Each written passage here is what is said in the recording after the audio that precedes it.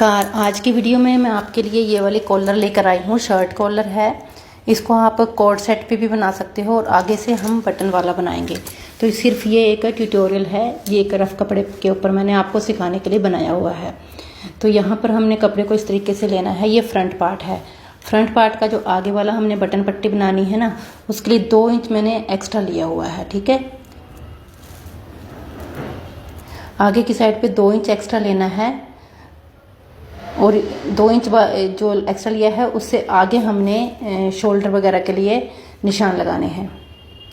यहाँ पे arm hole लगाएंगे। शोल्डर जो है वो 1 इंच हमने एक्स्ट्रा लगाना है, 1 इंच ज़्यादा लगाना है। जितना भी आपका शोल्डर आता है उससे 1 इंच ज़्यादा लगाना है। ठीक है, तो यहाँ पे आर्म होल हो गया और जो 2 इंच हमने पट्टी ली है उससे आगे सभी निशान जो हैं वो लगा रही हूँ।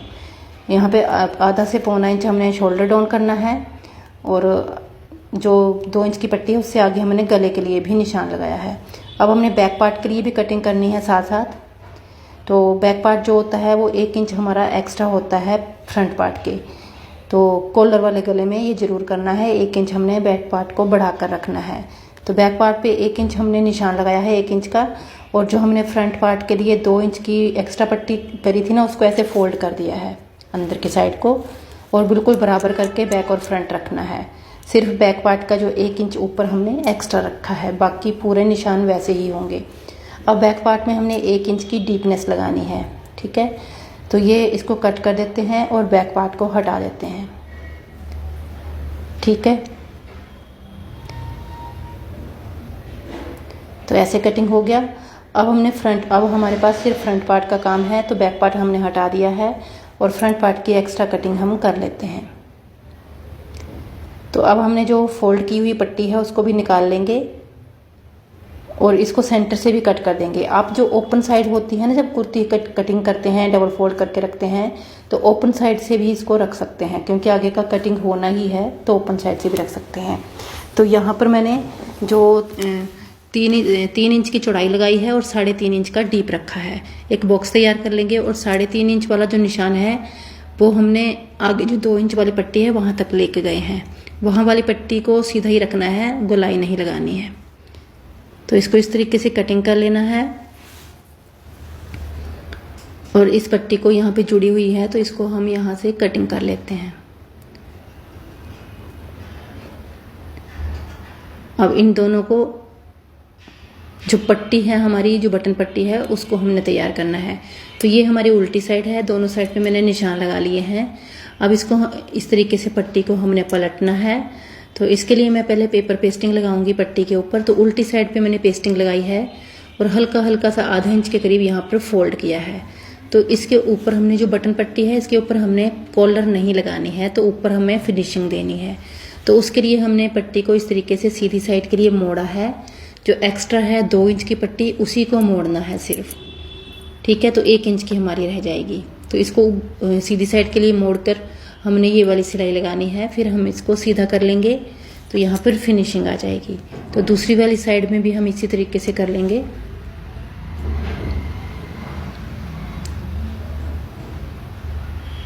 ये सिलाई लगाने के बाद हमने यहाँ पे कट लगाना है, बिल्कुल पट्टी के साथ सिलाई मार्जिन का कट लगाना है, जितना हमारा सिलाई में आएगा, और इसको सीधा करना है। सीधा करके जो पट्टी है हमारी, वो हमारी उल्टी साइड के लिए हो जाएगी। वहाँ पे हम तुरपाई वगैरह कर सकते हैं या फिर स्टिच कर सकते हैं। तो इसको ऐसे आएगी ये एक दूसरे के ऊपर। ठीक है, तो यहाँ पर हम सिलाई लगा देते हैं दोनों पे। ये आपको समझ आ गया होगा। जब हम इसको तैयार करेंगे, जब फिनिशिंग देंगे, तो ये सीधी साइड के लिए पलटना है और सिलाई लगा के फिर इसको सीधा करना है। तो ये उल्टी साइड के लिए आ जाएगी और सीधी साइड जो है वो बिल्कुल सफाई के साथ आ जाएगी। तो यहाँ पर हमने शोल्डर अटैच कर लेने हैं बैक पार्ट के साथ।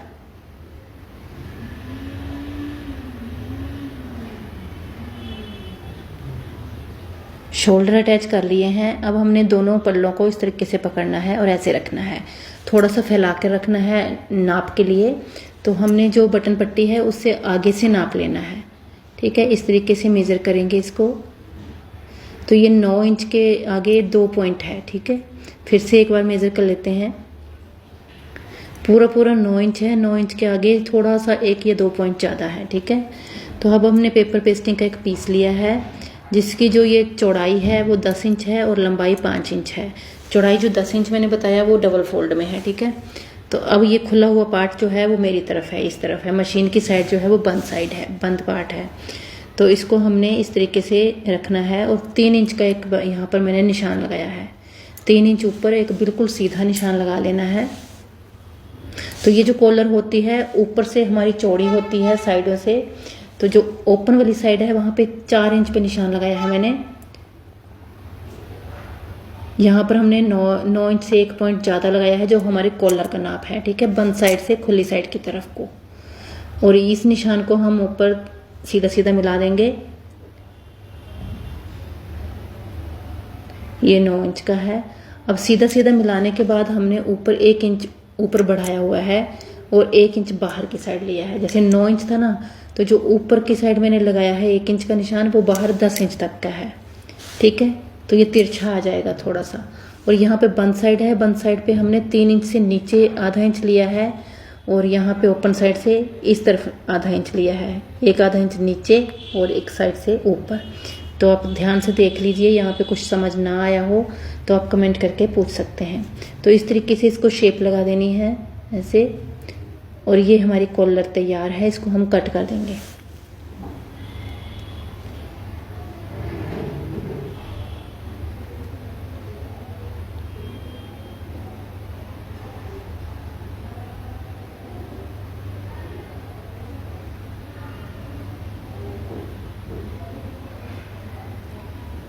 तो ये हमारी ऐसे आ जाएगी। अब हम इसको जब लगाएंगे तो ये ऐसे आने वाली है, ठीक है। तो अब हम इसको कपड़े के ऊपर लगा लेते हैं। तो ये कपड़े के ऊपर हमने सिंगल कपड़ा है यहाँ पर, तो जो भाग हमारा कुर्ती के साथ जुड़ेगा वहाँ से मैंने कट किया है और इसको हल्का हल्का सा हमने फोल्ड कर देना है। यहाँ पे आप गम के साथ भी चिपका सकते हैं, फेविकोल वगैरह के साथ भी चिपका सकते हैं, फैब्रिक क्रो के साथ।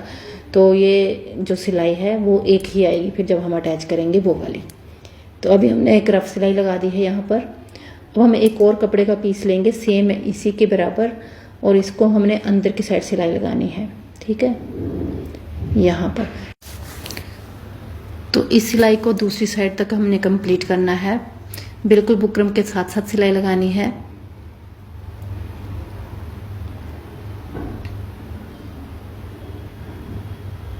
ऐसे, ठीक है। अब जहाँ पे अभी मैंने सिलाई लगाई है वहाँ से हमने कपड़े को कट कर देना है। जो एक्स्ट्रा कपड़ा है थोड़ा थोड़ा सा मार्जिन रखते हुए हल्के हल्के से कट लगाने हैं। और नीचे की साइड जहाँ पे हमने फोल्ड किए था ना सबसे पहले, ये वाला भाग जो है वो कुर्ती के साथ अटैच होगा, ठीक है। तो वहाँ पे हमने सिलाई का मार्जिन रखते हुए कटिंग किया है। अब हल्के हल्के से कट लगाए और इसको सीधा कर लेना है। सीधा करके हमने इसको अच्छे से प्रेस कर लेना है। कॉर्नर जो है अच्छे से निकाल लेने हैं और इसको अच्छे से प्रेस कर लेंगे। प्रेस करने के बाद थोड़ा सा सेंटर बनाएंगे। सेंटर इसलिए बना रही हूँ, जब हम कॉलर लगाएंगे तो ये सेंटर का कट जो है वो कुर्ती के सेंटर से मैच करना चाहिए, ठीक है। तो अब हमने बटन पट्टी को छोड़कर आगे से स्टिच करना स्टार्ट करना है। तो ये मैंने इस कुर्ती जो है वो सीधी रखी हुई है। जो बाकी कॉलर मैं बताती हूँ तो उनके लिए हम उल्टी साइड पे लगाते हैं और सीधी साइड के लिए टर्न करते हैं, लेकिन इसमें मैंने सीधी साइड पे लगाया है और उल्टी साइड के लिए टर्न करेंगे क्योंकि ये कॉलर जो है वो फोल्ड होती है, ठीक है, चौड़ी है और ये फोल्ड होएगी। तो जो हम सीधा पार्ट जो उल्टी तरफ के लिए लगा रहे हैं वो सीधी तरफ आ जाएगा, ठीक। अभी सीधी साइड पे लगाया ना हमने, अब इसको पलट के ये हमारी उल्टी साइड आ गई। अब फिनिशिंग वाली साइड जो है वो उल्टी साइड पे आ रही है। अभी लगाते हुए आप देखेंगे जो फिनिशिंग वाली साइड है जहाँ पे पेपर पेस्टिंग लगी हुई है कॉलर पे, वो उल्टी साइड पे आया है। लेकिन जब हम इसको तैयार करेंगे, पूरी तरह से सेट करेंगे कॉलर को, तो ये जो है पार्ट वो हमारा सीधी तरफ आएगा क्योंकि ये फोल्ड हो जाएगी कॉलर। तो इस तरीके से इसको फिनिश करना है यहाँ पर। तो जो बटन पट्टी है उसके ऊपर हमने कॉलर जो है वो नहीं लगाई है, ठीक है। टॉप स्टिच भी लगा देंगे कॉलर के साथ, कॉलर में इस सिलाई के साथ साथ, ठीक। यहाँ पे हमारी कॉलर जो है वो कंप्लीट हो गई है। अब इसको सेट करते हैं। तो इसको हम ऐसे रखेंगे, बटन पट्टी को एक दूसरे के ऊपर रखेंगे और कॉलर को फोल्ड कर देंगे। तो ये सीधा साइड जो है वो अपने आप सीधी तरफ आ गई है और यहाँ पर आप बटन लगा लेना। Thank you for watching.